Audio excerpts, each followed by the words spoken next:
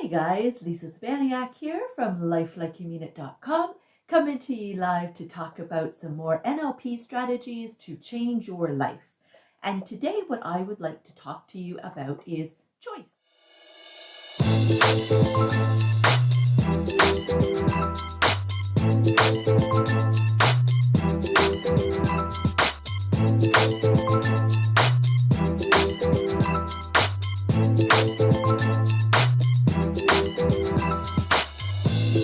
Really, I've talked about this a little bit here and there in other videos, really, because I've talked about your ability to control your own thoughts, your mind, right? Control your actions and your reactions. Control how conscious you are about your own behavior, the way that you speak to yourself, the way you speak about yourself, the way that you speak to others. All of that type of stuff is all within your control. And that means that if you are aware, if you do allow yourself to be conscious about the language that you're using, especially towards yourself, then you can actually catch yourself when you start to talk down to yourself or you start to talk negatively about yourself or a situation, and you can make a different choice, right? So I'd like to talk about that in a little bit more detail because I don't want this to sound frivolous and like it's so easy. Just think of something else. If you're really in the throes of despair, you're not going to just think of something and all of a sudden you're going to be really happy and be on this other end of the spectrum. So I don't mean to imply that you can change your state of mind in that type of instant when you've got such a big gap there from where you are to where you want to be.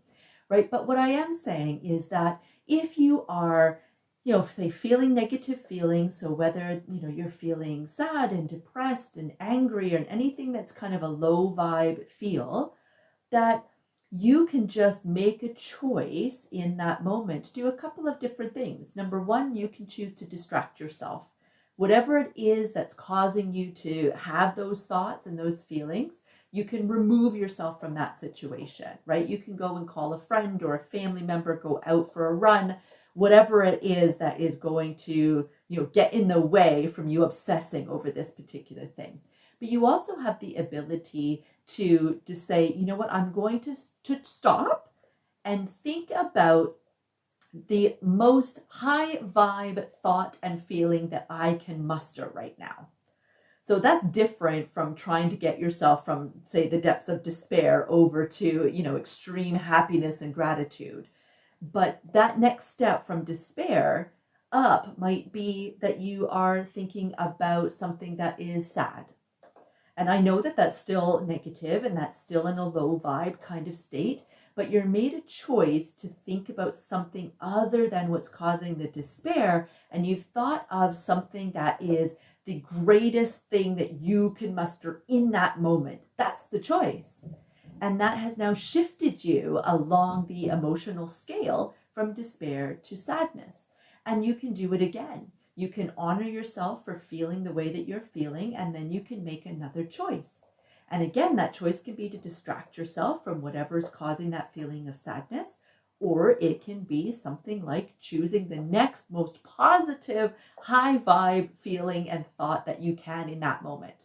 And again, that might still not be all the way over there in the realm of happiness and excitement, but it might be just slightly further along that scale so that we're just slowly moving through, right? Choice is a really amazing thing because when we find ourselves getting angry at somebody or getting frustrated at a situation or putting ourselves down, trying to talk ourselves out of doing something that we want to do, right? Anything at all that is driving our behavior, we have the ability to sit back and actually make the choice to really think about what it is that we are feeling and thinking and then thus doing.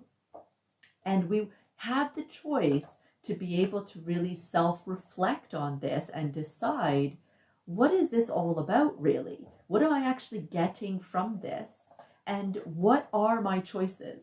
Because oftentimes we're behaving because we feel like we don't have a choice. We feel like we're out of control, right? Especially when it's somebody else that has said something or done something, somebody else that we're waiting on to make a decision, or, we don't have any control over other people. And so that makes us feel like we're way out of control, right? It may be that you're dealing with your child, right? Having temper tantrums if they're a young child, or, maybe you've got a teenager that is really stretching the boundaries or something like that, right? It can be in your business. Maybe the people that you're working with, you're not really flowing or jiving with, they're not understanding what it is that you want.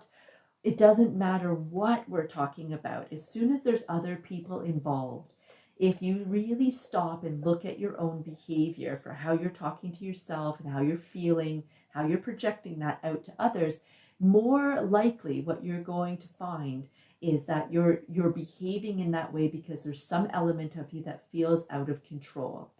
But the fact is, you actually have a whole lot of control. No, you can't control that other person, right? I see somebody who said teenager. Yeah, I hear you. But, of course, we don't have any control over anybody else, right? But we have all the control over us. That means that we have the control how we're going to allow that other person's actions and reactions to impact us. We have the choice over what we are going to allow ourselves to focus on. We have a choice over what we're going to allow ourselves to do about it, right? How we're going to react. So choice actually is incredibly powerful, right? Incredibly powerful. And so the first part about making choice is realizing that you've got the choice to begin with. And that all starts with awareness, in my opinion. Becoming aware of what it is that you are doing and what you're getting out of doing that. Right? Let me give you an example. When I would talk down to myself, when I used to tell myself, oh, Lisa, you're so stupid. I can't believe you thought that you could do that. Right? When I would say things like that to myself, it was my way of making myself feel better. I know, right? But it was my way of making myself feel better because my comfort zone was a place of disparaging thoughts and feelings about myself. So what really I had done is whatever it is that I had attempted to do that didn't work out the way that I had planned had really pushed me towards the outer limit of my comfort zone. And now that I had got to that place, the only way to make myself feel really good was to pull myself back into the comfort zone. And that's a place of real negative thoughts for myself. Right? And it also gave me an excuse. If something didn't work out, well, then there's an obvious reason, because you're too stupid, Lisa, right? That type of language. But I would do that when things would work out as well, right? When things would go according to plan, I'd be the one sitting there saying, I can't believe that this is happening. You are far too stupid for this to be happening for you, Lisa, right? You don't deserve this. And using language like that. So it was kind of my way of preparing myself for the eventual failure that was inevitable, right? Because of course I believed that I didn't deserve these good things. So obviously it was going to fail. But it was also my way of bringing myself back down into my comfort zone, right? I can't do anything to change that until I understand the driving force for that, right? So it wasn't about me just sitting there saying, I got to stop the negative self-talk, or I've got to grow my comfort zone bigger, or I've got to get used to taking chances or things like that. It wasn't about that. I can do all that until I'm blue in the face, but I'm not going to actually make real resounding change until I understand why I'm doing it in the first place, right? So understanding that I was meeting a need in myself to feel safe and protected, right? And that meant that I'm not going to go out to the edges of my comfort zone. And I'm definitely not going to pass that comfort zone. I'm going to stay well within the comfort zone. And that means that when I start getting out of control, I got to rein myself back in. When I start thinking that I can do things that obviously I can't do, I got to tell myself exactly where I belong, right? I've got to put myself back in my place. And that's the negative self-talk. Right? Until I could realize all of these cogs that were going on in here, I can't do anything to fix it. But once you do realize what it is that you're getting out of your behavior, then you can start to make a different choice. Again, this is all about choice, right? Make a different choice. You catch yourself saying what you're saying. You sit back and you say, okay, where is it that I'm trying to get out of my comfort zone here? Why am I trying to pull myself back? What am I getting out of doing this? Okay, I see it clear as day. Here's the choice that I'm going to make. And each time that you're facing it, you might make a completely different choice, right? Sometimes you might say to yourself, you know what? I am pushing myself towards the outer limits of my comfort zone and I'm not comfortable. I'm going to stop what I'm doing, right? And you're going to go ahead and do that. Other times you're going to say, no, you know what? This is something I really want. I'm not going to let myself get in the way. I'm going to take that little baby step outside that comfort zone and I'm going to see if the sky falls, see what happens, right? It depends on where you're at that particular day. And when you weigh it up on the scale, which is the worst possible outcome, right, for you in that particular moment. But your choice might be, how can I meet this need that I've got without doing this destructive thing that I'm doing? How can I get out of my own way so that I can have a chance at having success at what this thing is that I'm trying to do, but still meet that need? Because the need is valid. The need isn't the thing that needs to change. What you're doing to meet the need is the thing that has to change. That's where the different choice needs to be.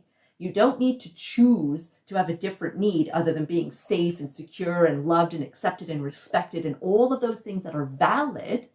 You don't need to change that. That's not where the choice happens. The choice is in realizing what you're doing to meet that need and making a choice to do something different and still have the need met. You can still stay safe and be in your comfort zone, in your realm of safety, but actually taking a little bit of a step towards that outer edge of that comfort zone. You can still do it.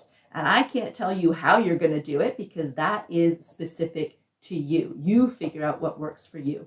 That's where choice comes in.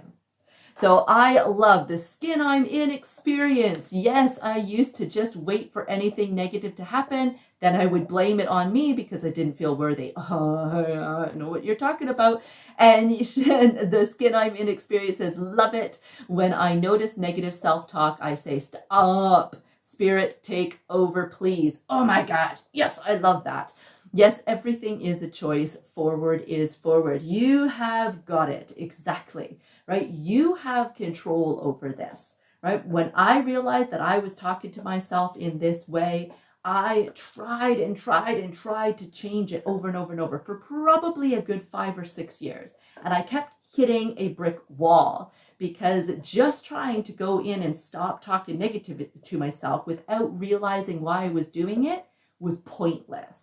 And yes, for me as well, I'm with you, the skin I'm in experience, the same thing, welcoming in spirit. Everything for me changed when I started to embrace my spirituality, my connection with the universe, my connection with the higher self, right? And having that knowledge that we are all connected and that if we are all from source, there is no way that I planned to come into this life and make myself know that I was stupid, ugly, worthless, useless. That ain't the lesson, right? Obviously, to me, it was very obvious at that point that no, the lesson must be to find my way out of this cycle, find my way to love, honor, and respect myself.